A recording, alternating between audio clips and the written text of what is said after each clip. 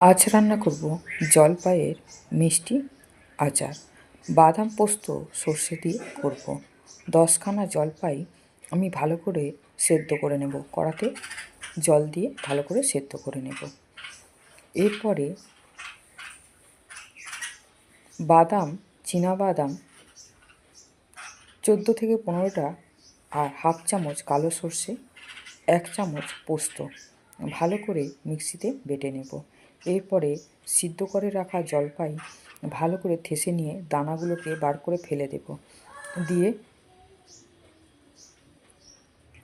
দিয়ে কড়ার মধ্যে সর্ষে আর শুকনো লঙ্কা ফোড়নের মধ্যে দেব বেটে রাখা সর্ষে, পোস্ত, বাদাম দিয়ে ভালো করে নেড়ে চেড়ে নিয়ে সিদ্ধ করে রাখা জলপাই পুরোটা দিয়ে দেব। দিয়ে নেড়ে চেড়ে নিয়ে 1 চামচ হলুদ গুঁড়ো দেব আর পরিমাণ মতো লবণ দেব।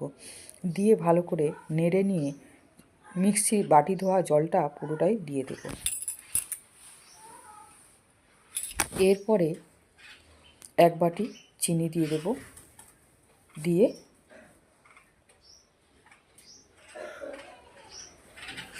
ভালো করে নেড়ে চেড়ে নেব।